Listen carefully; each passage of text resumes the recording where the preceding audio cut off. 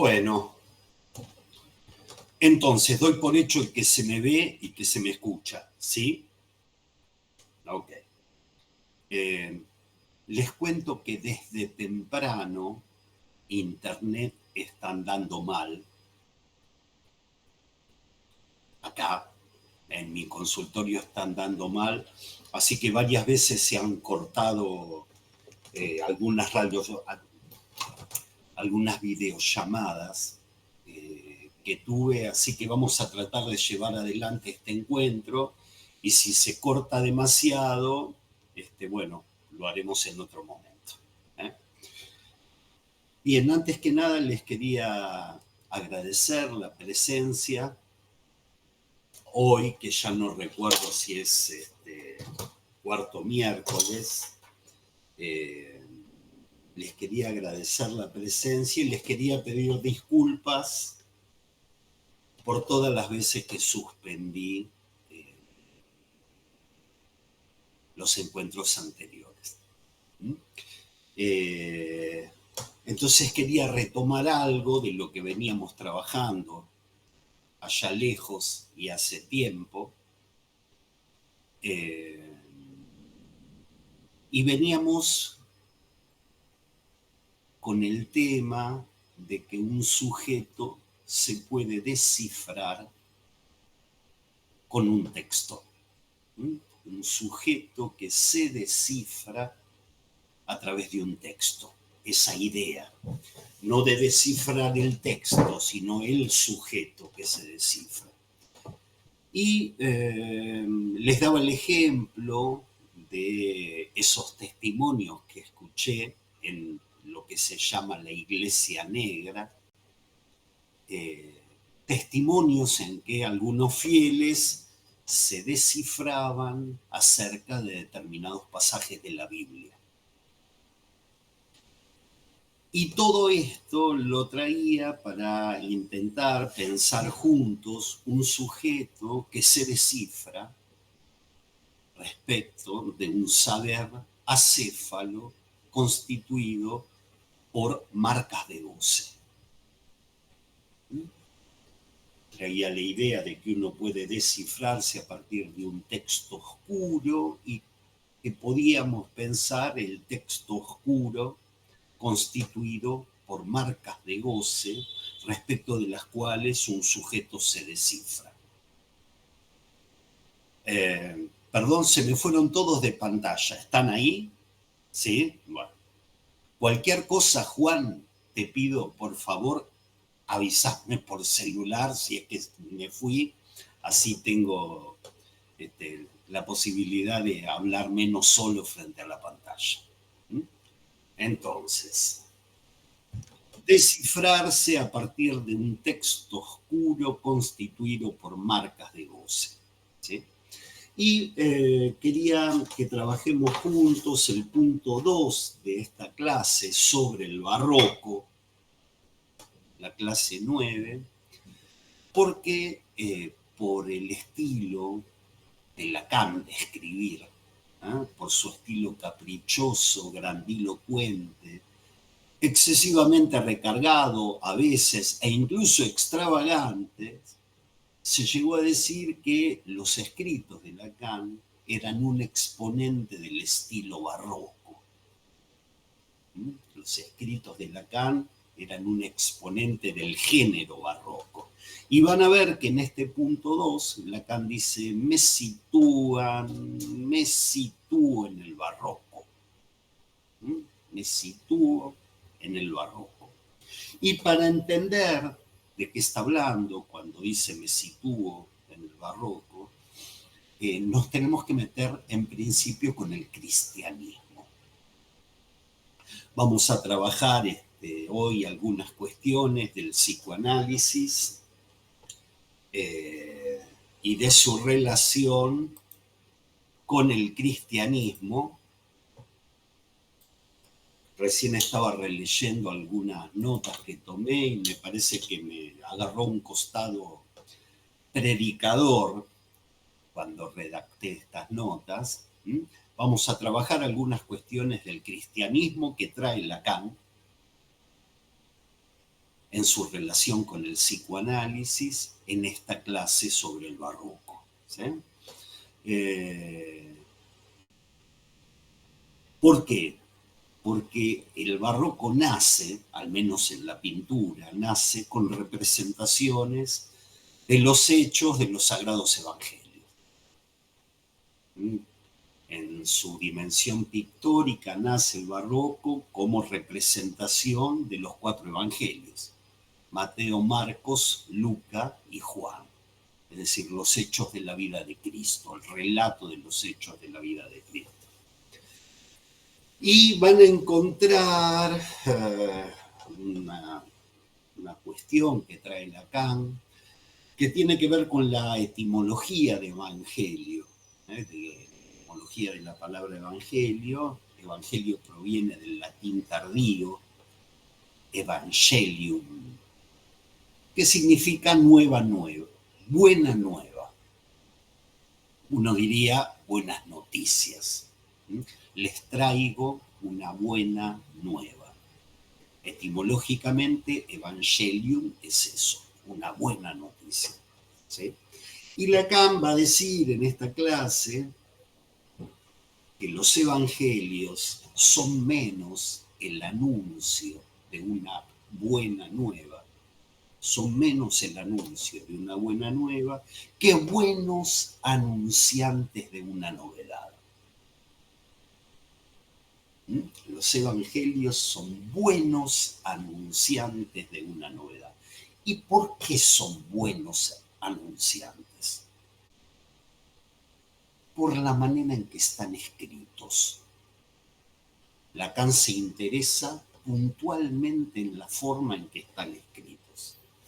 Y dice que están escritos de tal manera que articulan, que ponen en marcha el medio decir de la verdad.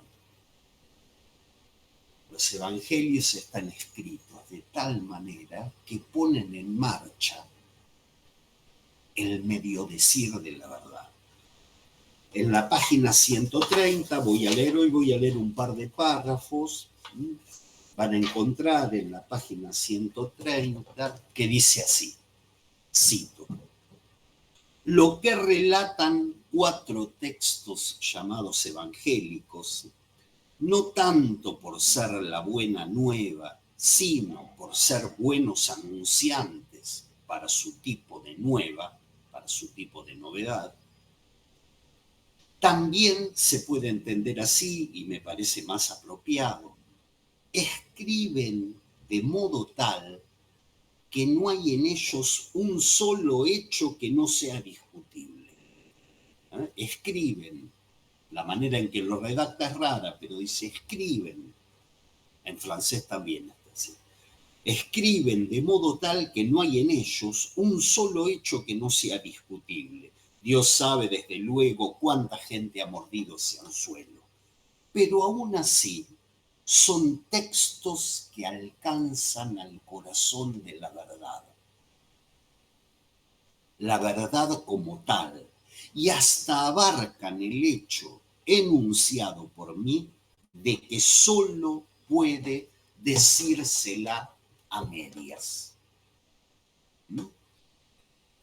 Entonces, prácticamente no hay hecho que no pueda ser contradicho en los 4 evangelios. No hay hecho prácticamente que no pueda ser contradicho en términos de verdad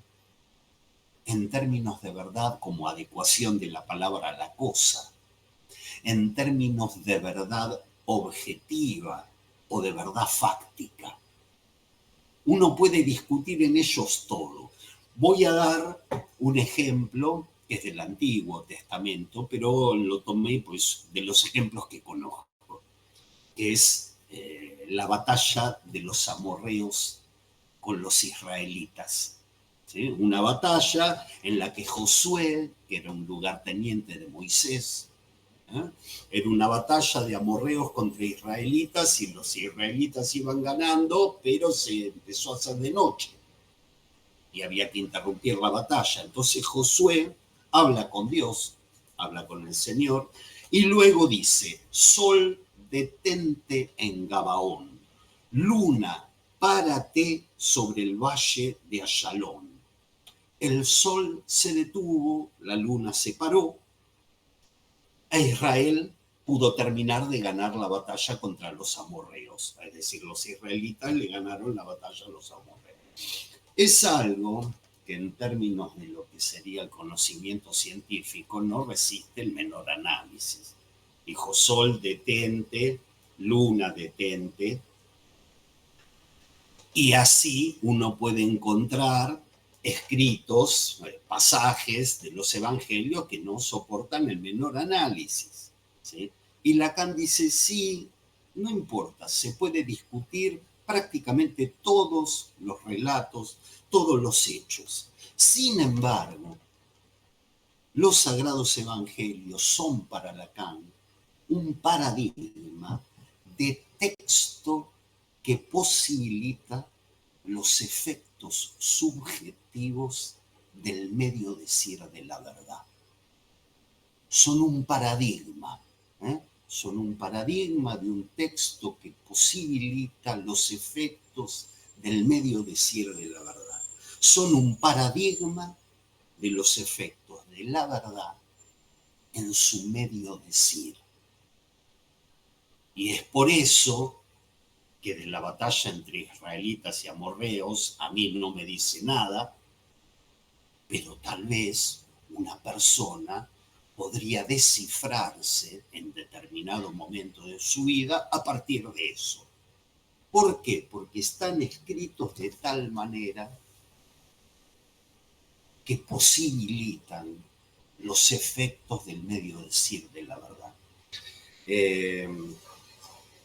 Si buscan en YouTube van a encontrar una entrevista que vi hace un año, hace un poco más de un año, de Jorge Fontevecchia al Papa Francisco, donde Fontevecchia le pregunta, me parece que se llama Mano a Mano con el Papa.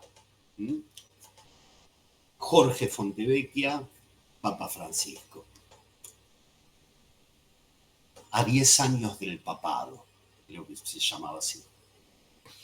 Donde este periodista le pregunta, dice, mire, la teoría del Big Bang realmente dice una cosa que las Sagradas Escrituras no dicen. Y el Papa se pone a trabajar sobre el Génesis, sobre el Éxodo, y dice, mire, los evangelios están escritos con un lenguaje mítico. Dice, me gustaría que lo tomen así, que lo tomen bien. No es supersticioso, es mítico. Cualquiera que se haya formado, que conozca la obra de Claude Lévi-Strauss, sabe que el pensamiento mítico era una forma de pensamiento que desde la ciencia uno puede decir esto es completamente desacertado. Sin embargo, el pensamiento mítico daba cuenta de una verdad. ¿Sí? Y en este sentido me parece que Lévi-Strauss, me parece que el Papa Francisco y me parece que Jacques Lacan coinciden en el hecho de decir hay textos a partir de los cuales te podés descifrar. ¿Por qué? Porque ponen en marcha, posibilitan los efectos de verdad subjetiva a través de su medio decir, a través del medio decir de la verdad. Si en los evangelios la verdad es medio dicha, es no toda dicha. El desciframiento que de ellos se puede hacer es infinito. O, dicho de otra manera y mejor, será infinito el desciframiento que el sujeto, que cualquier sujeto, puede hacer de sí a partir de esos escritos. Y por eso han pasado 2000 años y sigue habiendo desciframiento del sujeto a partir de sus escritos. En la medida en que allí se ha puesto en marcha el mecanismo de la verdad en su medio decir. ¿Sí? Entonces, prácticamente no hay hecho que no pueda ser refutado en términos de verdad objetiva, en términos de verdad fáctica, pero eso no importa. Eso no importa. Pues la verdad no está en el dicho, no está en el escrito, no está en la letra de los sagrados evangelios, sino en una enunciación, en un decir que a ese dicho se le supone. Es un decir que me está dirigido. ¿Qué quiere decir eso para mí? ¿Mm? ¿Qué quiere decir eso para mí? Y me acerco a los sagrados evangelios y leo algunos párrafos y digo, ¿qué quiere decir esto para mí? Eso es descifrarse a partir del medio decir de la verdad que articulan los sagrados evangelios. Les dije, les anticipé, releyendo las notas que hice, que me parece que me agarró un costado medio predicador, pero bueno, podemos descifrarnos a partir de los sagrados evangelios. Y me gustaría que tomemos esto verdaderamente como un paradigma, porque hay evangelios que son evangelios apócrifos.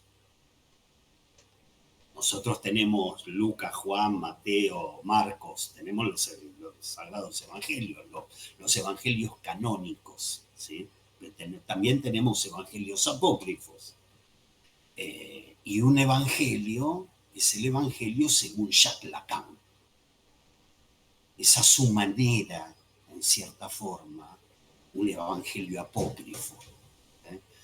Porque recuerden que yo les comentaba que en el evangelio según Jacques Lacan, nosotros nos desciframos a partir de algunos dichos, a partir de algunos enunciados. El deseo es el deseo del otro. Y uno arranca y dice, guau, ¿qué onda? ¿Qué quiere decir eso para mí? El deseo no es el deseo del otro, el deseo es el deseo del uno. Dice después, dice, bueno, a ver, ¿qué es esto para mí? ¿Eh? Y nos desciframos a partir de esos evangelios apócrifos. Es decir, lo digo de otra manera, los escritos de Lacan están formulados de tal manera que articulan, que ponen en marcha también el medio decir de la verdad. Los escritos de Lacan ponen en marcha el medio decir de la verdad. Y si miran bien,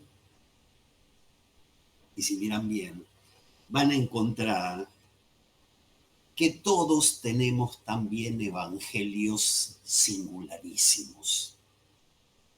Todos tenemos evangelios singularísimos. Hace poco falleció mi mamá. Algunos de ustedes saben, y vuelvo a agradecerles el gesto de hacerme saber que sabían del fallecimiento de mi mamá y acercarme esos gestos. Lo vuelvo a agradecer. Falleció, pero en vida dejó algunas sentencias notables, dejó su evangelio, dejó el evangelio para mí, un evangelio apócrifo, algunas sentencias notables que les quería comentar a manera de ejemplo, ¿no? Una sentencia decía, hay que ser alguien en la vida. Hay que ser alguien o hay que ser algo en la vida, decía esta. Había otra sentencia, de las que recuerdo, que decía, esa chica sufre por vos, no seas canalla. Es otra sentencia. Se darán cuenta por la manera, por las cosas que estoy diciendo, que no me lo decía ayer a la tarde, me lo dijo hace mucho tiempo. Esa chica sufre por vos, no seas canalla. A nivel del dicho, a nivel de los dichos, yo puedo ubicar algunas dificultades, porque tienen una forma imperativa oscura. ¿Sí? Los dos tienen una forma imperativa oscura. Pero lo esencial no es el dicho. Lo esencial es que hay un decir que me estuvo, y si es un sagrado evangelio, por apócrifo que fuese, me está. Es un decir que me estuvo me está dirigido, me interpela y en relación con el cual me descifro. Mis sagrados evangelios apócrifos. Por ejemplo, hay que ser alguien en la vida. Hay que ser alguien en la vida, entonces uno puede no ser alguien en la vida. Se puede no ser alguien. Es que no soy alguien, porque hay que ser alguien en la vida. Hay que esforzarse para ser alguien. ¿Será que he estado esforzándome tanto tiempo para ser alguien en la vida? Es un ejercicio de desciframiento. ¿Sí? Lo mismo, esa chica sufre por vos, no seas canalla. ¿Soy un canalla porque sufre por mí? ¿O sufre por mí porque soy un canalla? No es lo mismo. No es lo mismo que alguien sufra por vos porque sos un canalla a que sos un canalla y entonces sufre por vos. ¿Sí? No es lo mismo. Y si miran bien, van a ver que cada analizante tiene sus evangelios apócrifos que articulan la posibilidad del trabajo del medio decir de la verdad, a partir del cual se descifra cada analizante. Entonces, es un paradigma. Podemos ubicar otros. Volvamos a los evangelios, a los canónicos o a los auténticos. ¿Sí? Y decía, son un paradigma, están escritos de tal manera que promueven el medio decir de la verdad y sus efectos en cada sujeto, y a partir de ello se descifra, y por eso es que alguien puede decir, me siento interpelado, me siento interpretado por tal pasaje. ¿Sí? Por eso, para Lacan, la religión cristiana es la verdadera. Ustedes van a encontrar que en más de un lugar Lacan dice, la religión cristiana es la verdadera religión. Y no es la verdadera, están ahí Juan porque es el único, sos el único a quien veo. Bien, ok.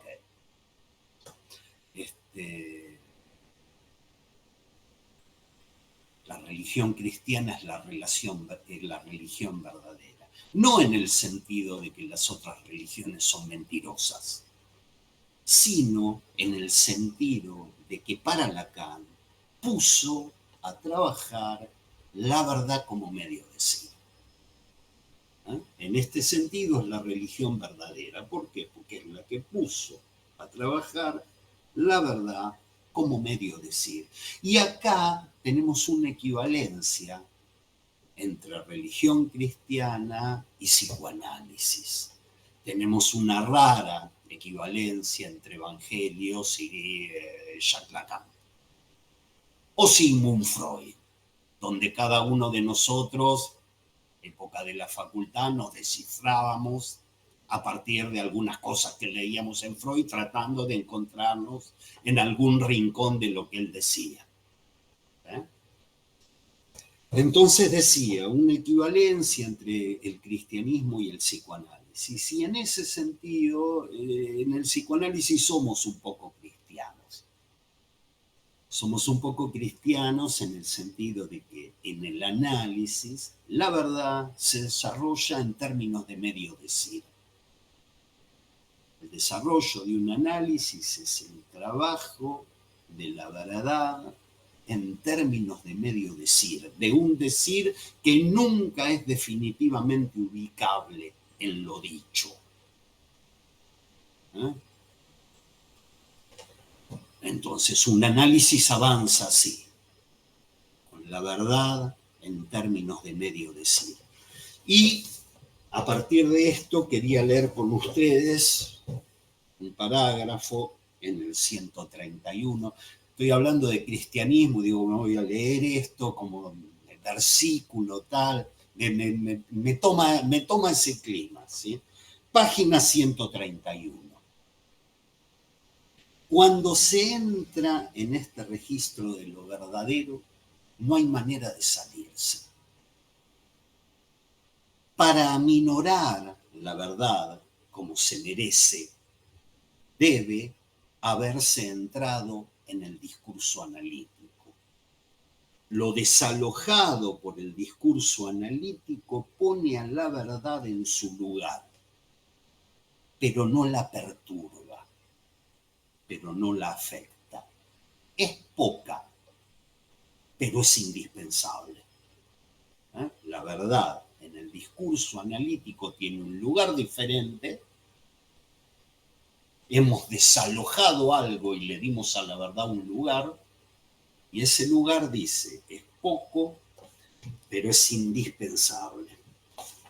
Entonces, el discurso analítico aminora, reduce las pretensiones de la verdad, reduce las pretensiones de la verdad desalojándola de su pretensión de ser toda dicha. Es de ahí que la raja, es de ahí que la desaloja el discurso analítico. No puede haber una verdad toda dicha, ¿sí? La desaloja de su pretensión de ser toda dicha y le da un lugar en el dispositivo analítico, en el discurso analítico, que es un lugar que Lacan dice es reducido. ¿Por qué? Porque es el del medio decir. El medio decir de la verdad en el discurso analítico. ¿Sí? No es que el psicoanálisis elimine el lugar de la verdad, ya vimos. Es indispensable el saber del inconsciente en el lugar de la verdad. No es que se elimine el lugar de la verdad, se le da un lugar diferente, que es el lugar del medio decir. No hay ninguna verdad definitiva en el dispositivo analítico. No hay ninguna verdad toda dicha en el dispositivo analítico. ¿Sí? Ahora bien, en análisis, hacer jugar la dimensión de la verdad como medio dicha, hacer jugar la dimensión de la verdad como medio dicha, produce todo tipo de efectos ubicables, ¿no? Esos efectos de verdad, no toda dicha, que se produce en una entrevista, y son efectos ubicables. Pero hay un efecto que es un efecto de base. Hay un efecto que es un efecto de estructura. Hay un efecto que no puede no darse en el dispositivo analítico a partir de la puesta de un juego de la verdad como medio dicha. Hay un efecto que no puede no estar, ¿sí? Y que es que a partir de este mecanismo, la realidad de cada quien se verifica, se evidencia como fantasma. Poner a trabajar la verdad como medio dicha trae como consecuencia, como efecto de estructura, que la realidad para cada uno de nosotros es fantasma. Es realidad psíquica. La realidad en que vivimos es fantasma. ¿Sí? La realidad es fantasmática. Y, en última instancia, el fantasma es un aparato de goce. Está diciendo Lacan una enormidad. Pone a trabajar la verdad como medio dicha, sí, pero ¿en qué sentido tal cosa? ¿Pero en qué sentido tal cosa? ¿Pero qué se te ocurre? Esto, ¿no se te ocurre esto con otra cosa? Y empezar a jugar con la verdad como medio dicha necesariamente conduce a la verificación de que la realidad es realidad psíquica, de que la realidad es fantasma. Y en última instancia, el fantasma es un aparato de goce. No estoy diciendo nada más ni nada menos que lo que vengo diciendo hace años con ustedes. Vivimos en una teoría sexual infantil. ¿Sí? El psicoanálisis llega a esta conclusión a partir de poner a trabajar la verdad como medio dicha. ¿Sí? Lo digo de otra manera, la realidad de cada uno de ustedes, la realidad mía, es abordada a partir de los aparatos del goce. Lo digo de esta manera porque es una frase de Lacan contundente. ¿Sí? La realidad es abordada por los aparatos del goce. Nuestra realidad, a partir de este trabajo de la verdad como medio dicha, del medio decir de la verdad, nuestra realidad se hace una teoría sexual infantil, una fantasía inmunda. Es decir, el fantasma es un aparato de goce, ¿sí? Una fantasía inmunda. Entonces, siguiendo, digo inmunda, porque Lacan juega con esto, con el mundo y con lo inmundo, pero nuestro mundo se hace inmundo. ¿No? Para Freud, para Lacan, nuestro mundo en ese sentido se hace inmundo y vamos a encontrar todo tipo de goces escópicos, invocantes, anales, orales que dirigen nuestra vida. Y la realidad es abordada con esos aparatos. Entonces vivimos en una fantasía inmunda. Y siguiendo esta equivalencia, la equivalencia entre el cristianismo como momento histórico donde se puso a trabajar la verdad como medio dicha, ¿no? Siguiendo esta equivalencia entre psicoanálisis y cristianismo, Lacan hace un comentario sociológico, antropológico, histórico sobre la aparición concreta de los sagrados evangelios, tal como la lee un psicoanalista. ¿No? Hace un análisis histórico de la aparición de los sagrados evangelios. ¿Qué pasó cuando aparecieron esos 4 libros? ¿Sí? Y nos dice, fíjense lo que era el mundo romano. Fíjense lo que era el mundo romano. Lo define como un mundo de albañiles. En el punto 2 de esta clase sobre el barroco. El mundo romano era un mundo de albañiles. ¿Por qué? Porque los romanos eran constructores de cosas concretas. Esos acueductos, esos caminos que han resistido el paso del tiempo hasta hoy, esas vías que hacían, los acueductos que uno los encuentra por todos lados y siguen estando, eran constructores de cosas concretas, eran albañiles, eran pragmáticos, eran gente poco proclive a la reflexión y a la filosofía.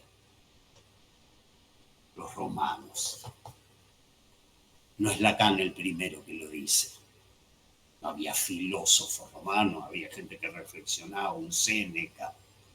No eran los griegos, eran albañiles. Y tomemos albañiles en ese sentido, en el sentido de que eran constructores, pero también era un mundo de albañiles, tomémoslo como era un mundo de gente bastante vulgar y ramplona. Los romanos eran tipos básicos, tipos rústicos, como decía alguien acá en el consultorio. Son rústicos, eran básicos, eran rústicos. Eran hombres de al pan pan y al vino vino, en lo que Lacan llamaba el hombre sin ambajes, al pan pan y al vino vino. El mundo romano era un mundo de amos, un mundo de conquistadores, un mundo en el que el goce era la brújula y la meta. Nosotros diríamos, eran tipos que iban derecho a los bifes. Ese era el mundo romano. Lacan dice, ustedes lo van a encontrar en la página 131, dice, ya no podemos tener la más mínima idea de hasta qué punto, en lo que a gozar se refiere, eran el sumum, eran el grado máximo. ¿Sí? Los baños termales, las orgías, el grado máximo del goce. ¿Sí? Efectivamente, después de 2000 años de cristianismo, ya no nos podemos hacer una idea de la relación de esos sujetos con el goce. Entonces Lacan dice, ¿qué sucedió? ¿Qué pasó? Porque el mundo romano era eso, era un mundo de goce. ¿Qué pasó? ¿Eh? Cuando pasaba por acá me acordaba de que le había pedido en su momento a Luciana Trocero que trabaje para nosotros la más bella historia de amor. Yo sé que los autores que ella trabajó, los autores de este libro, tienen sus divergencias con Lacan, sus divergencias históricas. ¿Sí? Pero cuentan sobre los romanos. Estoy, Luciana, no sé si estás por ahí, pasaba por la página 33, cuando el autor dice, este mundo romano es el de la esclavitud. La esposa no es más que una pequeña criatura. Ocasionalmente se le pega. Si se la cuida es por su dote o por su padre noble. Tiene niños y redondea el patrimonio. No es más que una herramienta del oficio de ciudadano, un elemento de la casa como lo son los hijos, los libertos, los clientes y en la parte inferior de la escala los esclavos. Séneca lo escribe, si tu esclavo, tu liberto, tu mujer o tu cliente se pone a replicar, tú te enojarás. O sea, tu esclavo, tu mujer, está todo al mismo. Y está admitido que el marido fornique, se tire a todas sus esclavitas y esclavitos. Y era esto el mundo romano. Estos autores se acentúan también otras cosas, la parte más civil de lo que era el Imperio Romano, pero traen esto. Era habitual que el pater familias podía vender a los hijos, los podía vender como esclavos, podía hacer lo que se le cantaba. Un mundo de amos, un mundo de goce. ¿Sí? Para hacerse una idea, algunos de ustedes, los que no hayan leído, yo les recomiendo una novela de Robert Graves que se llama Yo Claudio, que ahí muestra varios emperadores romanos. Robert Graves, el mismo de los mitos griegos, una novela que se llama Yo Claudio, y si no, vean la película Calígula, esa película de 1979, la película italo-inglesa. Calígula, el mundo de goce. Entonces, se vivía en un mundo de goce y aparecen 4 textos. Aparecen 4 textos, escritos de tal manera que hacen resonar la verdad como medio dicha para cada sujeto. ¿Sí? Se pasó de la orgía a la misa. Uno dice, ¿qué pasó? ¿Cómo pasaron de la orgía a la misa? ¿Cómo pasaron de la ostentación a la sobriedad? Recuerden esos falos gigantescos que había en todos los lugares públicos. ¿Sí? De la ostentación orgiástica a la sobriedad, de una suerte de hedonismo, dicho en términos muy amplios, a una suerte de puritanismo. ¿Sí? Los autores, Luciana, si está por ahí, que trabajaron en el mundo romano, decían no eran tan gozosos, de hecho terminaron siendo puritanos, pero Lacan tiene una interpretación psicoanalítica. ¿Qué pasó con el Imperio Romano? Le tiraron por la cabeza 4 textos que ponían a jugar el mecanismo de la verdad como medio dicha. ¿Sí? Y entonces poner a trabajar la dimensión de la verdad de esta manera transformó el mundo. Fíjense qué cosa está diciendo Lacan del cristianismo. Transformó el mundo. Lo van a encontrar en Freud, cuando Freud tenía la idea, decía los antiguos tenían otro tipo de relación con la pulsión, pero Freud no lo explicaba, Lacan lo explica. Cambió el mundo. Meter la dimensión de la verdad como medio dicha, cambió el mundo. Hizo del mundo fantasma, hizo del mundo un lugar inmundo. Estos tipos que vivían de orgía en orgía comiendo, me acuerdo de las películas que veían en Canal 11, comiendo la uvita así, todo pasaron, eso se transformó en algo inmundo. Nuestra relación con el goce, ¿sí? Hizo del mundo un fantasma inmundo. Y a partir de este mecanismo de la verdad como medio dicha, resulta que el cristianismo dice lo real está en otro lugar, porque el mundo es fantasma. El mundo es fantasma, lo real está en otra parte, está en una existencia más allá de la muerte. Y en esta vida, en la que estamos de paso, debemos luchar contra la concupiscencia. En esta vida fantasmática en la que estamos de paso, debemos luchar contra la concupiscencia, que es el deseo de bienes materiales y concretos, materiales y terrenos, ¿sí? Que son los deseos no gratos a Dios. Son los deseos no gratos a Dios, según la teología cristiana. Lo que en la Biblia encontramos como las satisfacciones carnales. El mundo se hizo inmundo, ¿sí? Se hizo un fantasma inmundo.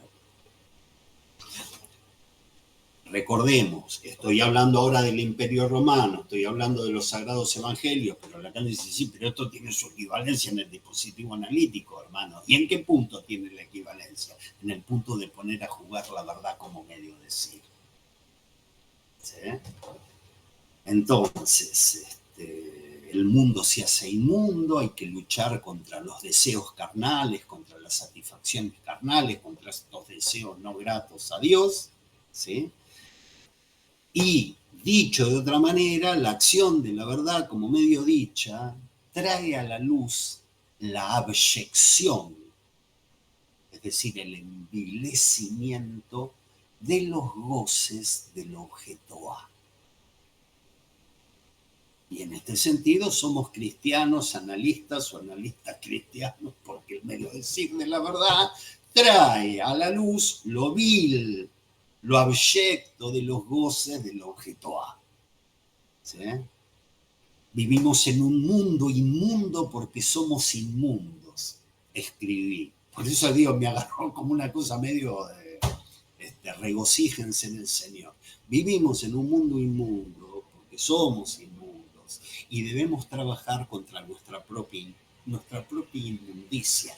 Debemos trabajar contra nuestra propia teoría sexual infantil. ¿Sí? Entonces, los viles, lo que les quiero transmitir más allá de todo esto es esta equivalencia marcada de por qué Lacan se pone a hablar del cristianismo en relación a la verdad y en relación al dispositivo analítico. Entonces, los viles e inmundos goces del objeto A se transformaron en 7 pasiones del alma que la tradición eclesiástica llamó los pecados capitales. Estos inmundos goces del objeto A son los pecados capitales. El goce del objeto A es el goce pecaminoso y lo encontramos en la soberbia, la avaricia, la lujuria, la ira, la gula, la envidia y la pereza. Estas pasiones del alma contra las que hay que dirigir estas virtudes teologales o cardinales que son las que tenemos todos nosotros acá. La humildad, la generosidad, la castidad, la paciencia, la templanza, la caridad y la diligencia. ¿Sí? Entonces, continuando con esta suerte de equivalencia entre cristianismo y psicoanálisis, quería proponerles que a estos o a aquellos goces viles se opone otro goce, un goce otro. Sigo con la equivalencia, psicoanálisis, cristianismo. Los goces del objeto hábiles que hacen de nuestro mundo un lugar inmundo. El goce del objeto hábil. Y digo, pues bien, Lacan en el Seminario 20 y el cristianismo han postulado, y en este sentido señalo la equivalencia, otro goce. Un goce otro gaudium, es la palabra latina de goce, que lo llamé el goce cristiano, a falta de un nombre mejor, ¿sí? Y en este sentido me hubiese gustado estos últimos meses tener más cabeza, tener los patitos ordenados. Me parece también que hace unos días que estoy con COVID o con alguna afección, por lo menos alguna gripe, entonces anduve con la cabeza un poquito quemada, ¿sí? Me hubiese gustado tener la cabeza más ordenada para pedirle a Rebeca Hernández, como lo que ella es, que es el miembro más destacado del grupo teológico, me gustaría haberle pedido a ella que haga de manera más seria y responsable lo que yo voy a hacer de una manera no tan seria, no tan responsable, pero que era lo que les quería transmitir. Esto que he encontrado en algunos autores que llaman goce cristiano y tomé la palabra. ¿Sí? El auténtico goce. Porque tenemos el goce del objeto A, que es el goce del pecado, vamos a decir así. ¿Sí? Y quería proponerles, y tómenlo como de quien viene, porque yo no sé si Lacan lo dice exactamente así, pero me pareció que se desprendía, siguiendo el camino de Lacan, plantearlo así. Un goce un otro goce, el goce cristiano, que es el deleite producido por el Espíritu Santo. Es ese deleite que experimentan todos los que han sido redimidos. Es el estado de satisfacción que proviene de poseer a Dios como nuestro tesoro más elevado. El goce de Dios. El goce de poseer a Dios como nuestro tesoro más elevado. Ese deleite. ¿Sí? Ese estado de satisfacción. Lo digo de nuevo y diferente. Lo digo de nuevo, digamos, el razonamiento. Hemos puesto en marcha el mecanismo del medio decir de la verdad y encontramos, a partir de poner en marcha este mecanismo, de un lado los goces pecaminosos del objeto A, pero nos surge, a partir de la escritura, de estos 4 evangelios, la existencia de un goce otro. Y en este sentido me pareció que daba con lo que viene trabajando Lacan. No por nada nos mete el cristianismo ahí. ¿Sí?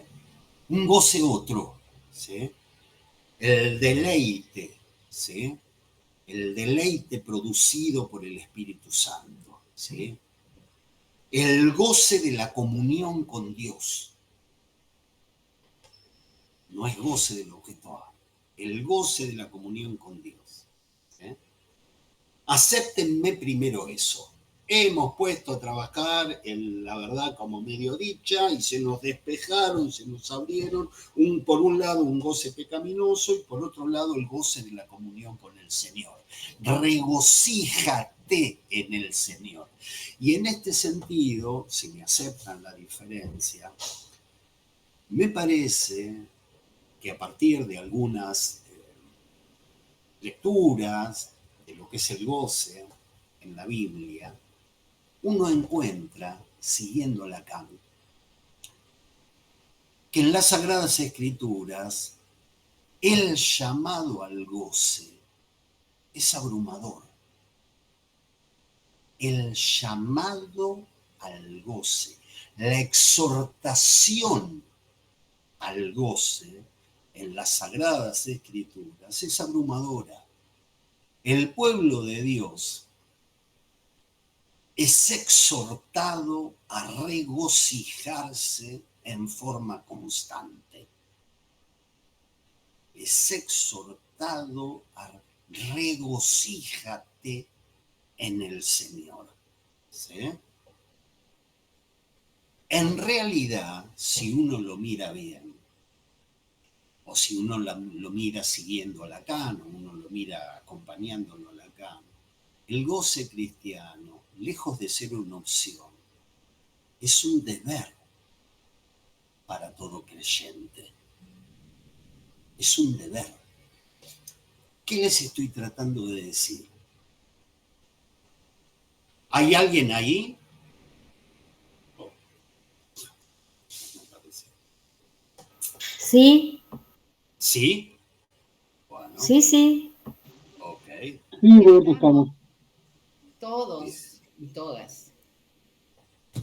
Entonces, ¿qué les estaba tratando de decir? Que el cristianismo, desde el lugar que lo lee Lacan, ¿sí? El cristianismo no es una religión que aporte una especie de consuelo en este valle de lágrimas. ¿Eh? No es una religión que aporte un consuelo. Pensar el cristianismo como aportando consuelo es una versión liviana, es una versión vegana, si se quiere, del cristianismo. Es una lectura vegana, liviana, del cristianismo. Es una lectura que intenta poner la verdad del cristianismo dentro del principio del placer. Sufrís porque murió alguien querido, sufrís, bueno, un poco de consuelo, un poco de principio del placer, muchachos. ¿Sí? El cristianismo, en la lectura de Lacan, no es eso. No es una religión que aporte consuelo, no es una religión que tienda al principio del placer. El cristianismo, para Lacan, implica una exhortación al goce. Y en este sentido, de verdad me gustaría ver, si hubiese tenido cabeza, la habría agarrado a Rebeca, le hubiese pedido que trabaje para nosotros, porque este goce, uno lo ubica, se los voy a decir de una manera un poco desordenada, pero es para transmitirle la idea. Les pido disculpas por mi manera de citar la Biblia. Yo la verdad que no sé que son versículos y otra cosa más, pero San Juan, carta a los Filipenses 4:4. Regocíjense en el Señor siempre. Otra vez lo diré, regocíjense. Tómenlo literalmente, le pido. No es una onda de, che, bueno, pónganle onda, esto es un valle de lágrimas, pero bueno, después en el futuro la cosa va a estar mejor. Regocíjense en el Señor, tómenlo verdaderamente como una exhortación. ¿Sí? Este goce, que es la realidad producida por la comunión con Dios, ¿sí? Es la realidad producida por la comunión con Dios. Se da porque la presencia de Dios es fuente de alegría y deleite. Fíjense qué lectura hace Lacan. No es que dice, no, vino una palabra que trajo la esperanza, digamos que va a haber un futuro mejor, esta es una de cal y una de arena, acá sufrimos, pero más adelante no, menos fi, nos puso el falo allá adelante, el principio del placer. No, regocíjense en el Señor, ¿sí? En esa comunión con Dios debe haber goce, ¿sí? Mateo 5, las bienaventuranzas, una de las versiones del sermón del goce, del sermón del monte, no del sermón del goce. Saben ustedes que bienaventuranza quiere decir felicidad exaltada. Bienaventurados los es felices exaltadamente. Es una exhortación a la felicidad exaltada. Bienaventurados serán cuando los insulten y persigan. y digan todo género de mal contra ustedes falsamente por causa de mí. Regocíjense y alégrense, porque la recompensa de ustedes en los cielos es grande, porque así persiguieron a los profetas que fueron antes que ustedes. ¿Sí? Regocíjense, alégrense. Son ofendidos, son perseguidos, regocíjense. ¿Sí? Juan 15:11, no Juan Alfonso, digamos, el Evangelio según San Juan 15:11. Estas cosas les he hablado para que mi goce esté en ustedes y su goce sea perfecto. Esto es la Biblia. ¿Eh? Adriana, ¿me estás escuchando? Sí, se me escucha porque veía una sola. Digo, va. Entonces, para que mi goce esté en ustedes y su goce sea perfecto. Hay lugares en internet donde te ponen las diferentes traducciones de la Biblia y a veces confunde o a veces le agrega matices, porque para que mi goce esté en ustedes y su goce sea perfecto, algunas versiones dicen para que mi alegría esté dentro de vosotros y vuestra alegría sea completa. Pero siempre es una referencia al regocíjense. ¿Sí? Regocíjense en el Señor. ¿Sí? El goce cristiano es un goce de comunión y no es un goce optativo. Esto les quiero vender, que hay una exhortación que uno puede seguir en la Biblia. ¿Sí? Nuestra comunión con Dios en el cielo es descrita por Jesús como, cito, entrar en el goce de tu Señor. Rescatemos esa frase, entra en el goce de tu Señor. Mateo 23:25. Su Señor le dijo, bien, siervo bueno y fiel, en lo poco fuiste fiel, sobre mucho te pondré, entra en el goce de tu Señor.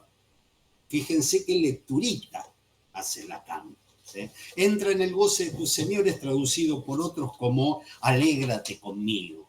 Digamos, es un matiz. Una cosa es alegrate conmigo y otra cosa es entrar en el goce del Señor. ¿Sí? Es decir, hay una comunión, hay una común unión en el goce. Salmos 16:11.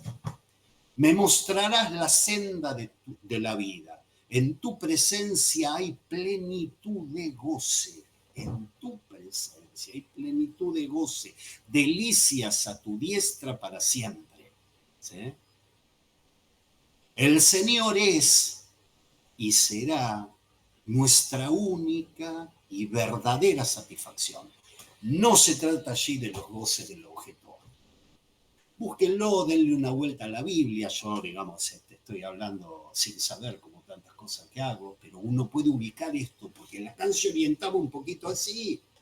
Decía, hay una exhortación del goce ahí, que no es, uno lo toma, como uno es neurótico, lo toma como más la palabra de esperanza. No, es un deber.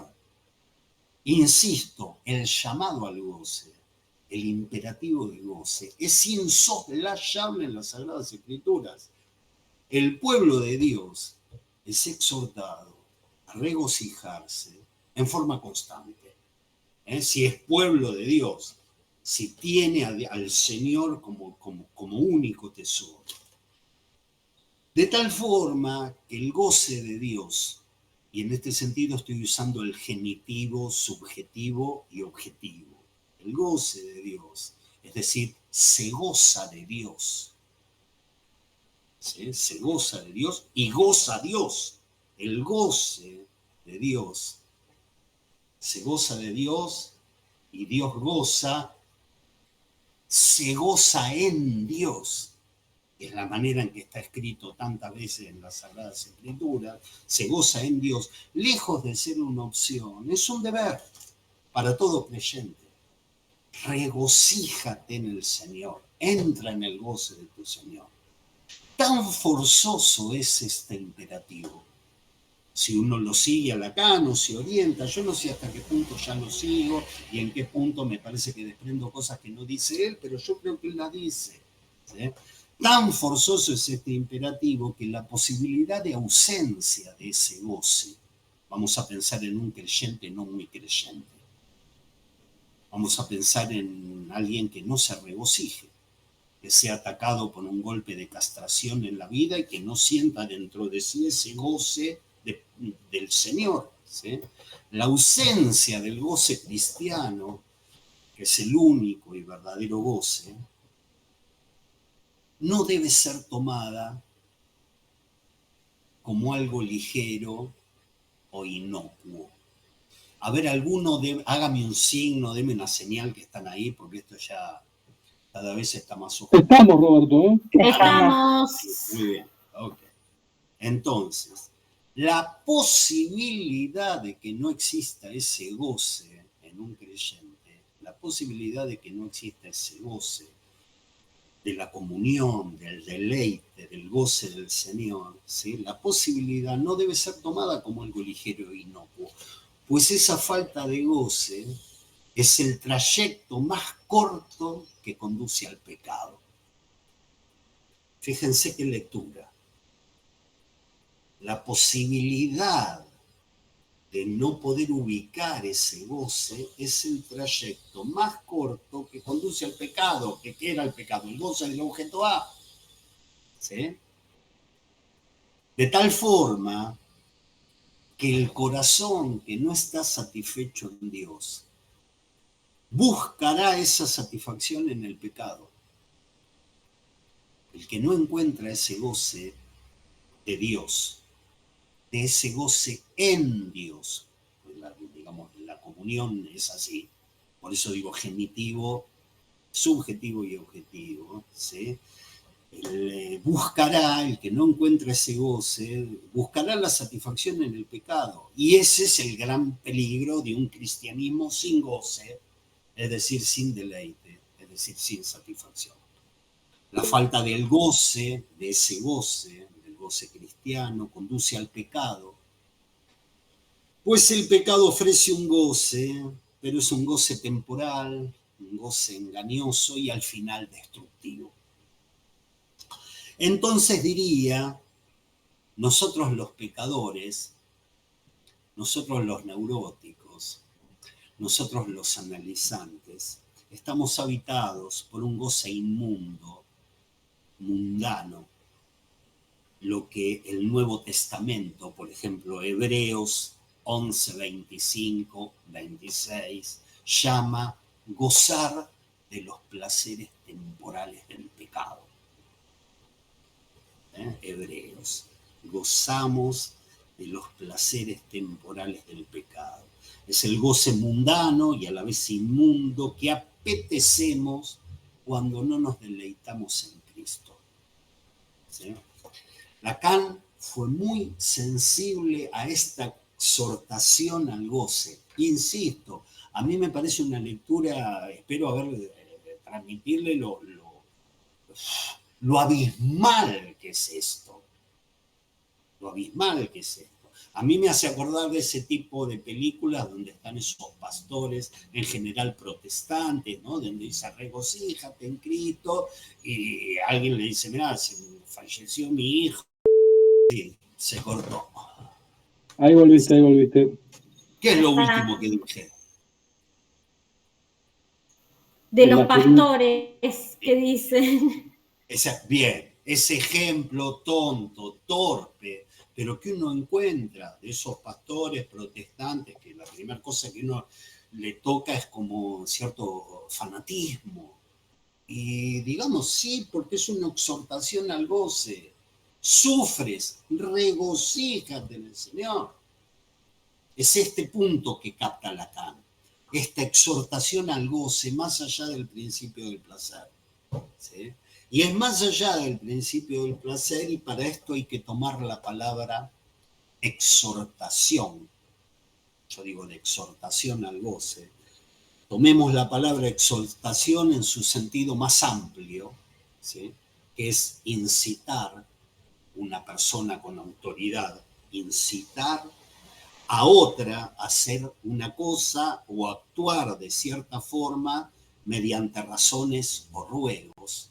Una exhortación es una incitación mediante razones o ruegos de que una persona haga algo, pero también cuando digo exhortación al goce, tomemos exhortación en el sentido más específico de lo que es una exhortación apostólica, ¿sí? Que es un tipo de documento oficial papal por el que el Papa da indicaciones pastorales sobre un tema concreto. Eso es una exhortación apostólica. Pues bien, las Sagradas Escrituras exhortan ellas mismas al goce, ¿no? Y se trata, insisto, de una exhortación que va más allá del principio del placer, pues dice, bienaventurados, recuerden, cuando hablábamos de la etimología de bienaventuranza, ¿sí? Bienaventurados los pobres de espíritu, los que lloran, los que tienen hambre y sed de justicia, los que padecen persecución. Bienaventurados. Completamente por fuera del homeostasis del principio del placer.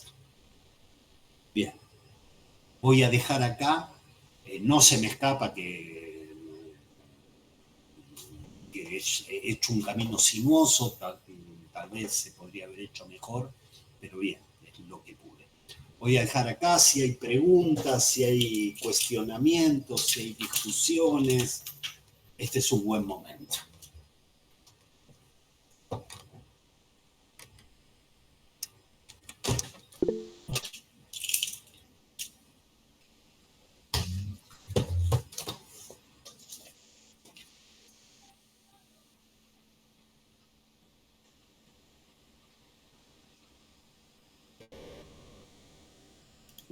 Amalia y María de los Ángeles levantaron la mano, Roberto.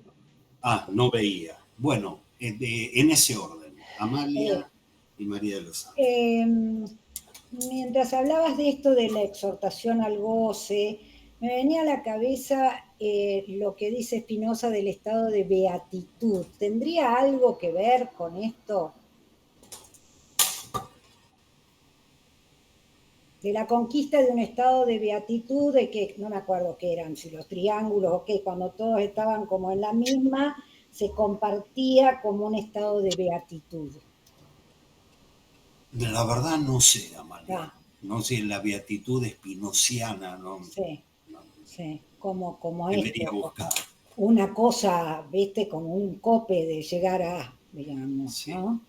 Pero me da la sensación que esto de esta exhortación hay un imperativo como más fuerte, digamos, en lo poco que sé del estado de beatitud, es como que no estaría un imperativo, sino como si te dijera una posibilidad de acceder, el que quiere, el que puede, y el que no hay, me parece que no hay este Dios que dice, y flaco, estés por acá, y si no, Sí, ¿no? Me da sí. esta sensación. Yo lo entendía en ese sentido, pero lo que pasa que, claro, tiene como una especificidad que dijo Spinoza sobre la beatitud. Entonces tiene una especificidad y no tengo idea, pero lo que les quería transmitir es eso. Uno a veces encuentra que ese goce se encuentra, sobre todo cuando no se lo busca. ¿Sí? Y entonces dice, eso viene. Y los místicos decían, y eso viene, y eso está, y lo veíamos como una figura en ese sentido, ¿no? Dentro, digamos, de la serie de lo que hemos puesto como figuraciones del otro goce, se nos venía como algo que aparece, ¿sí? Como algo que aparece. Y que puede no aparecer. Lo que me parece radical y lo que me parece abismal en Lacan es pensar que hay algo en el cristianismo que se articula en términos de exhortación. Es así, por eso acentué, digo, tiene que ver con el deber, digamos, tiene que ver con una especie de mandato, ¿sí? Con una especie de imperativo, de exhortación, que que el creyente, el que verdaderamente lo experimenta, ese goce de la comunión con el Señor,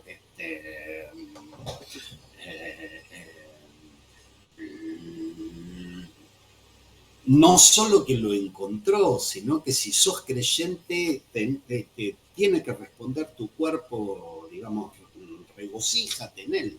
No es una posibilidad, ¿sí? Es un mandato. Lacan esto lo ha trabajado de maneras diferentes, porque en algún momento esta misma temática, en un contexto diferente, la daba como productora de angustia. ¿Sí? El goce bajo mandato, ¿sí? Es productor de angustia, que es lo que Freud llamaba la angustia ante el super-yo. Bien, discúlpame que no te haya respondido de la beatitud espinosiana. María de los Ángeles. Hola, Roberto. Bueno, fantástico todo esto, muy provocativo y se abren muchas cosas.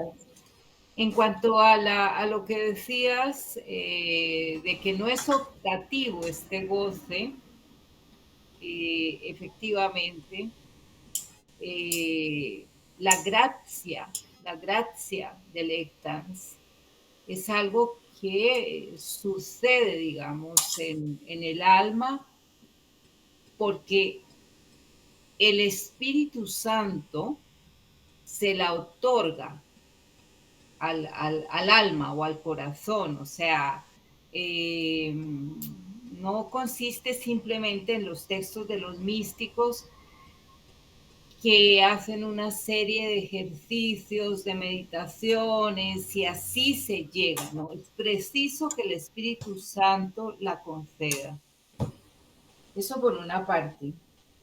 Por otra parte, pensaba cuando te estaba escuchando en la cuestión que está tan presente en el barroco, en el barroco a partir de, no en el barroco profano, sino en el barroco de la iglesia, que es la propaganda fidei.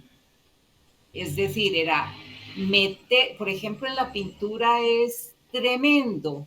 Si uno ve diferentes pintores representando la mutilación de los senos, por ejemplo, ¿no? De la santa que prefiere que le corten los senos a acceder.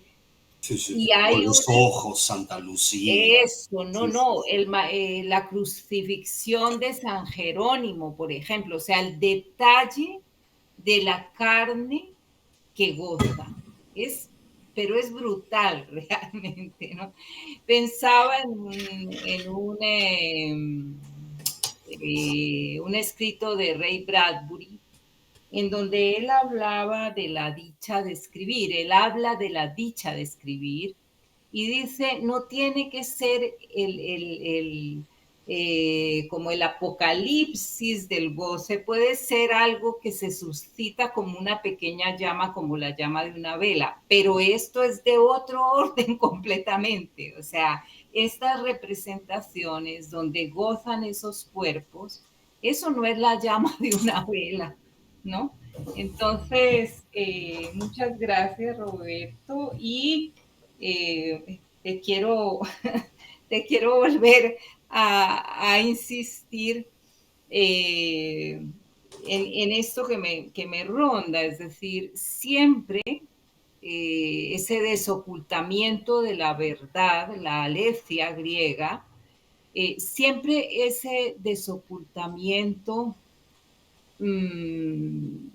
se daría, bueno, este es un momento en que Lacan lo aborda así, pero pensaba nuevamente en Bartleby, es decir, cuando se gasta todo, como cuando se gasta toda esta narrativa, digámoslo así, muy atrevidamente y muy rápido, si hay otra manera de pensar en en los destinos de este desocultamiento, otras maneras, ¿no? De la verdad. Bueno, Roberto, muchas gracias. Bien, solo un par de cosas. Tiene algo de anticipatorio los comentarios que hiciste. Porque yo dije, bueno, vamos a hablar de por qué me ubico en el barroco, y empezamos con el cristianismo. Pero van a ver que en el punto 3, Lacan dice, bueno, tengo que retomar de más arriba. Y nos va a traer algunas cuestiones del barroco como síntoma, el barroco mismo como síntoma. ¿Sí? Y entonces, cómo en la religión que nos habló de los goces temporales del pecado, y que nos habló, digamos, de otro goce, por lo menos de la beatitud, de la gracia, del deleite, tantas maneras de traducir el gaudium, de ese otro goce, cómo en determinado momento y cerca de lo que sería el mundo católico apostólico romano, empezaron a aparecer una cantidad enorme de pinturas que se pueden definir perfectamente como lo definiste vos. La carne que goza. Como en un contexto que sería aparentemente un contexto de recogimiento, de puritanismo, aparece la carne que goza en las paredes de la iglesia. ¿Sí? Así que está bueno. Lo de la verdad exigiría un largo desarrollo, pero es un desarrollo clínico, ¿sí? Sobre el destino del medio decir de la verdad. Un largo desarrollo que me excede hoy acá. Bien. Hola, Roberto. Juan. Quería hacerte una mínima mención, nada, escuchando, la verdad que fue fantástico el desarrollo que hiciste hoy. Y no podía dejar de pensar en un poco un imperativo de goce en relación al discurso del amo, al discurso capitalista. ¿Sí? Te iba a preguntar sobre eso y veo que nos ves el chat. Becky Hernández escribió, creo que hay una diferencia entre exhortación e imperativo, es más un aviso, un anuncio, una advertencia. Bien.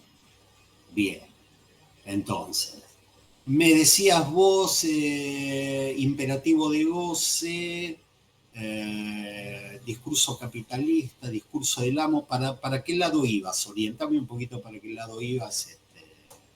Me hacía eco el tema del empuje a gozar, de esta exigencia al goce, ¿no es cierto? Sí. Que mencionabas en el Evangelio. Sí, está bien. Sí, está bien.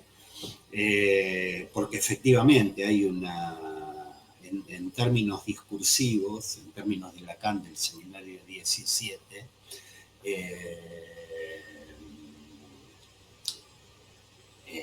hay un imperativo.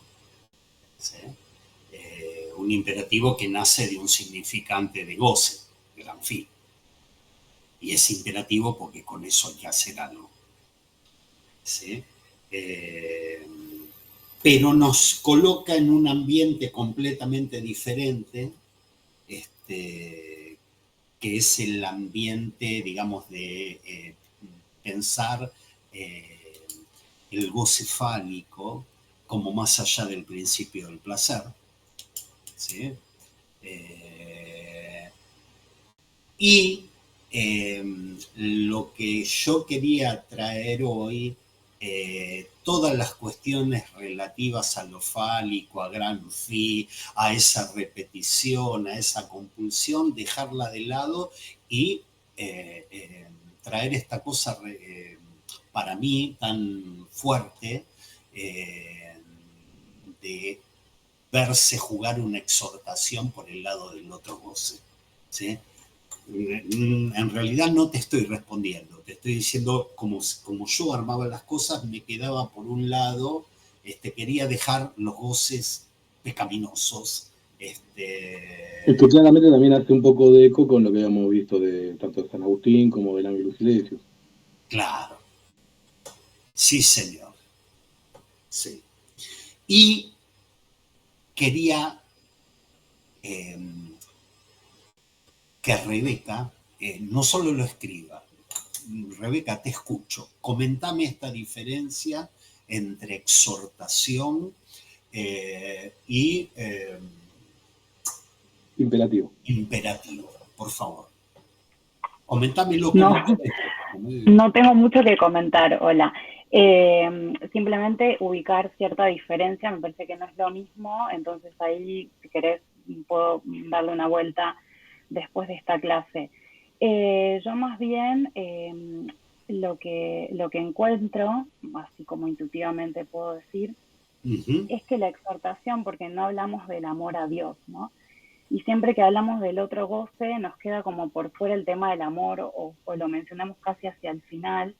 Y bueno, la exhortación sí, y ahí te diría que el imperativo sí que es amar a Dios, porque está en los mandamientos, ¿no? Amarás a tu Dios y a tu prójimo como a ti mismo. Entonces, si hay una exhortación que se le parece más a un imperativo, justamente el del amor a Dios. Ajá.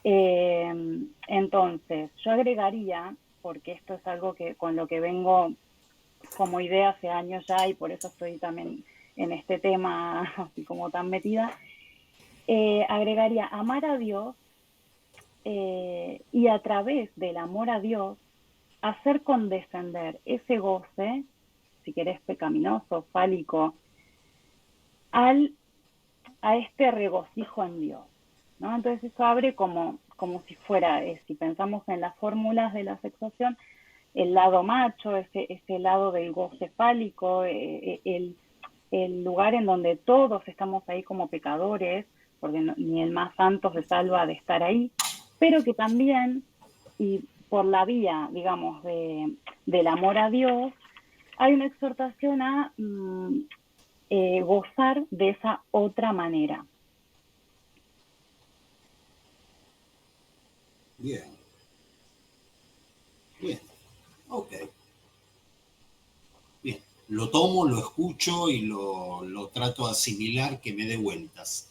¿Sí? Que me dé vueltas a ver qué sale de eso. Pero bueno, porque cuando también intuitivamente, cuando pusiste del lado del imperativo el amor a Dios, se me hacía ahí como una especie de cortocircuito, ¿no?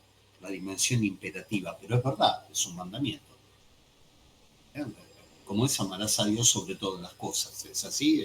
Y al prójimo como a ti mismo. Muy bien. Pero me parece que la fórmula, que es, digamos, como una elaboración de es el amor lo que permite al goce condescender al deseo, digamos, esto en lo cual uno también se descifra, pero son cosas clínicas, digamos, es el amor de transferencia que permite el goce del síntoma condescender al deseo inconsciente. Estamos hablando de clínica, por más que la frase sea así muy rimbombante. ¿Sí? Estamos hablando de cosas clínicas. Y vos metiste algo de esa lógica diciendo, es el amor a Dios lo que permite que el goce pecaminoso, o lo que posibilita que el goce pecaminoso pueda condescender a cierta forma de goce en comunión con el Señor. Bueno, yo lo dejo dando vueltas en algún lugar, en alguna circunvalación cerebral y a lo mejor en algún momento esto traiga otra cosa. Y no perder de vista también que el cristianismo es a partir de Cristo, que en esta clase Lacan habla de Cristo, que dice justamente soy el camino, la verdad y la vida. Algo de esto también me resonaba, ¿no? Que uno puede tomar el Antiguo Testamento y es cierto, es como la letra viva, ¿no? Verse en ese decir del Antiguo Testamento, pero también algo a partir de Cristo, esta vía que se abre, ¿no? Como él no dice la verdadera religión como la judía, sino la católica cristiana. Claro. Sí, sí. Sí. O Por sea, eso, dentro del cristianismo la católica encima, porque cristianismo hay más, ¿no? claro. Sí, sí. Está bien lo que vos decís. Por eso cuando di un ejemplo del Antiguo Testamento, de los israelitas contra los amorreos, señalé que era del Antiguo Testamento. Debería haber dado ejemplos de algunos de los 4 evangelios. Bien. No, bueno, todos los que viste después son del Nuevo, pero bueno, quería destacar eso de Cristo, que es a partir de esa figura. Me parece importante. Pero bueno, para darle una vuelta después de la clase. Son temas para seguir, sí. Porque Lacan alguna vez habló no solo de la verdadera religión, el cristianismo, sino hizo diferencias con el judaísmo, y son atinentes de alguna manera, a ver cómo lo digo,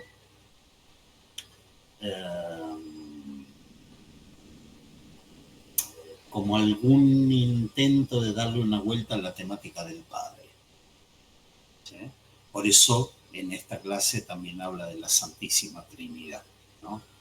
De cómo de alguna manera tuvieron que llegar por el medio de decir de la verdad a pensar un Dios divino. Es una cosa antiintuitiva. Por eso hace el juego de Dios, el 1, 2, 3, si el 3 es anterior al 1, el 1 anterior al 3. Pero no me quise meter con eso. Tal vez la vez que viene demos una vuelta en relación a eso. Pero el amor, vuelve el amor, porque María de los Ángeles también lo trajo cuando habló del Espíritu Santo, ¿no? Vuelve la temática del amor. Uno se pone a hablar de goce y aparece el amor. A ver. Bien. ¿Alguna otra cuestión? Quería decir en esto que trae Becky de Cristo y del cristianismo y del catolicismo, ¿no? Porque el Dios de los judíos era un Dios para pocos. En cambio, el Dios del cristianismo era un Dios para todos, ¿no? Y en esto que me quedó rondando, ¿no? Con el imperativo, o sea, pensaba cuántos dioses hay, digamos, ¿no? Porque hay distintos dioses. El dios del amor, obviamente, que es distinto al dios, a Zeus, qué sé yo, digamos, ¿no? O al dios de Spinoza, o el dios de los filósofos. Pero me queda dando vueltas esto del imperativo, en donde Becky dice un anuncio, digamos, ¿no? Y pensaba en esto de la posibilidad de algo, de un acceso a este goce, ¿no? Digamos, que trae del lado del cristianismo, y pensaba la frase que dice Freud, donde yo era, donde yo era, no, al revés, siempre se me hace el lío. Porque en alemán ahí Freud usa una palabra que es justamente como, no como un deber, digamos, ya no se traduce como debe, pero el soll del alemán es como el shall y el will del inglés, ¿no? Es como hay una posibilidad, no es que la tenés que hacer o te reviento la cabeza, digamos, ¿no? Digo, en relación a la posibilidad del psicoanálisis, y es posible de que se llegue a ciertos lugares y es posible que no, digamos, ¿no? Que no es un deber de estás curado, digamos, y de tener esta bendición de las iglesias psicoanalíticas, ¿no? Ahora sí, estás curado, pasaste por acá, ¿no? Me quedé pensando un poco. Sí, es was soll ich werden, sí. Donde eso estaba, es posible que venga yo, ¿sí? Pero es el shall, ¿no? Sin sin ese imperativo del deber, debe advenir. No, no, no. Sí, sí. ¿No? Perfecto. Bueno, eso pensándolo con la clínica, de que qué tipo de padre. Ok. Ok. Bueno, muchas Sí, gracias, Roberto. esto que dice Amaya también lo menciona bastante, está bastante desarrollado en La Ciencia y la Verdad. Más allá, levantó la mano Miriam Caminos. Miriam, Hola. una cosa, Sí. esperen. Conversemos entre nosotros, porque cuando me hacen muchas, digo, o me preguntan cosas de religión, que algunas no tengo idea, digamos, me gusta lo que traen. Sí, Miriam, dale. Bueno, yo quería decir que me había resonado de nuevo, me volví unas páginas atrás en donde en esto del barroco Lacan dice no solo en el tema de la pintura, sino cuando él se encuentra con basta ir a Roma y ver la estatua de Bernini para comprender de inmediato qué goza. Lo afirma así. Eso por un lado.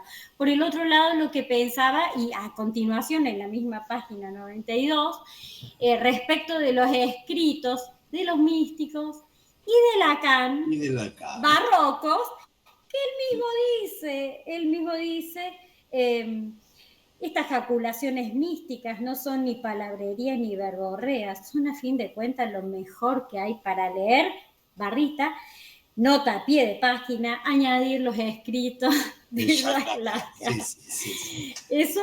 Y por último, también quería compartir, porque Teresa de Jesús, hablando ahora pasándome a la literatura barroca, ¿no? Lo voy a leer en su castellano antiguo, que es la versión que tengo, hablando del éxtasis místico, que le piden, hablando no, escribiendo, porque le piden que escriba, ¿no? Dice, aquí no hay que pensar si es cosa movida del mismo natural, ni causada de melancolía, ni tampoco engaño del demonio, ni si es antojo, porque es cosa que se deja muy bien entender ser este movimiento de a dónde está el Señor, que es inmutable. Ahí termina la cita, de a dónde está el Señor, está referido en su libro Las Moradas o El Castillo Interior. Y donde está el Señor es en la habitación más íntima y éxtima, podemos decir, de ese castillo, al que se va a llegar a esa habitación después de muchas habitaciones que tiene que atravesar el alma en el mismo castillo, en donde está lo más ajeno, digamos, y lo más íntimo que es Dios, ¿no? Y lo interesante de eso es que bueno, este es como el modelo que ella plantea de alma, ¿no? Me parece, uno cuando va leyendo estos textos, realmente, o Hadewijch de Amber también, que él la cita anteriormente, se diferencia mucho si uno toma, por ejemplo, Silesius, que dice, Silesius sí estaba, pero más o menos, porque Silesius dice, ojo que te está mirando Dios, tengo ahí una frase que en este momento no les puedo traer, ¿no? Y uno ve en uno y en otro se palpa o se saborea cierto goce diferente, ¿no? Sí. Eso era. Bueno, muy buenas tus 3 puntuaciones, muy buenas las 3. Gracias. A veces es gracioso, no se ríe porque uno pasa por ahí, se detiene, porque tenemos al Lacan místico, al Lacan evangelista, al Lacan, ¿viste? Se va poniendo trajes, pero bueno, está ahí. Por eso uno juega con eso, porque está ahí, está perfecto. Está perfecto lo que señalás de Angelus, es Angelus, ¿no, Juan? Angelus Silesius. Angelus Silesius. Angelus. Tiene otro nombre, ese es el nombre de claro, sí, tiene un nombre. Y que Lacan hace una diferenciación, dice, no, para pensar en otro lado, no para pensar de lo que sería el lado izquierdo de la fórmula de la sexuación, pero muy bueno.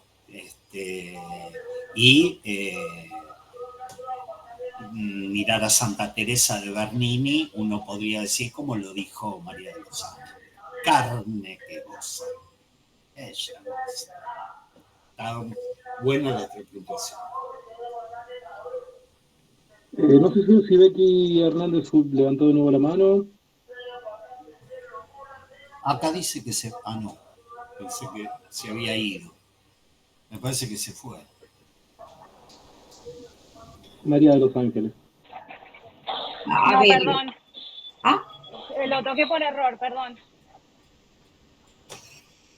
Con relación a lo que habla Amalia del imperativo y las contribuciones de Miriam, hay esto que decías, Roberto, de lo polifacético de Lacan según va abordando una cosa u otra, pero sí me parece que lo del imperativo hay que matizarlo. Una cosa es a nivel del mandamiento y otra cosa es en los textos de los místicos.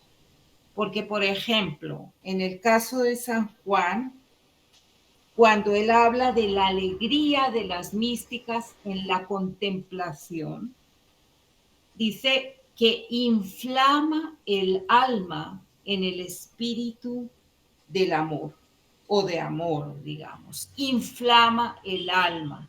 Ángela de Foligno, que era viuda y era también mística, en las memorias que las escribe el confesor, ella no sabía ni leer ni escribir, pero las escribe el confesor, ella y hablan de un bien tan grande,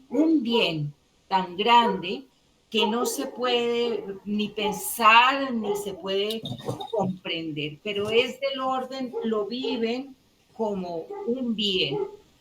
Y a nivel de la gracia delectans, hay que contemplar en esa gracia dos tipos de goce, porque en los textos místicos del siglo de oro, incluso en algunos místicos sufíes, en algunos, pero sobre todo, digamos, centrémonos en los místicos del siglo, las místicas del siglo de oro, esa gracia, ese bien, ese deleite, no es sin turbación.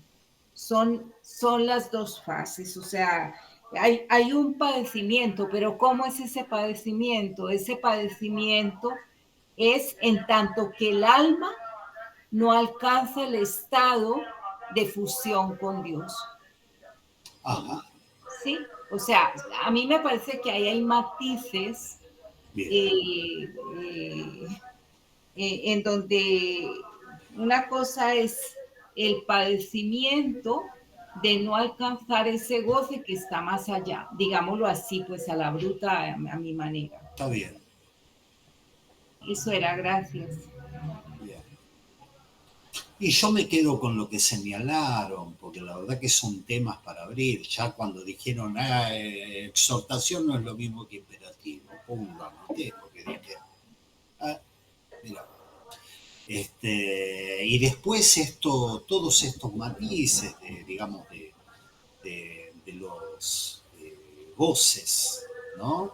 De las figuraciones del otro goce, ¿no?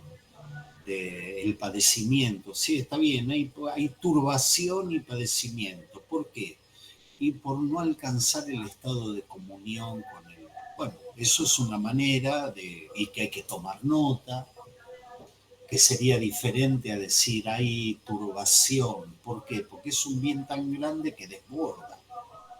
Es algo que desborda y que ya rompe las barreras del principio del placer. Y eso mismo es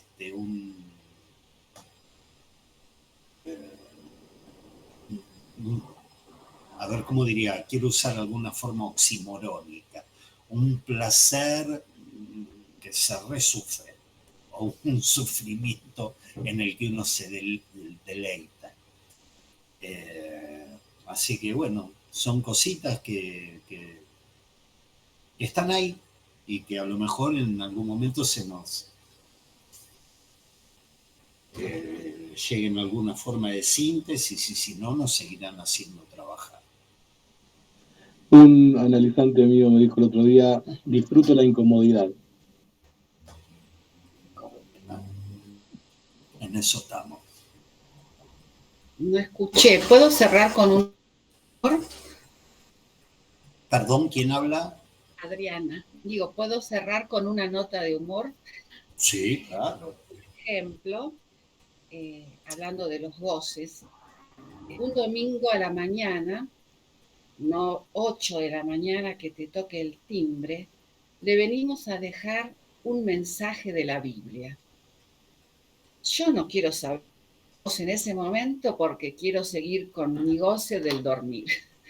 Entonces, les gusta tocar el timbre a las 8 de la mañana para leerte el mensaje. Son generalmente los testigos de Jehová. Sí, claro. Se levantan temprano, pero bueno, era un poquito para matizarlo con humor. El goce Bueno. super yoico de los testigos de Jehová. Eso. Sí, que se prohíbe todo goce, porque fiestas, ir a casamientos, etcétera, etcétera, ¿no? Muy, muy loco. Bien, bueno, les agradezco enormemente la participación y vemos, voy a ver si puedo organizar para el miércoles que viene encontrarnos. Así vamos recuperando antes que lleguen las fiestas. Les mando un beso grande.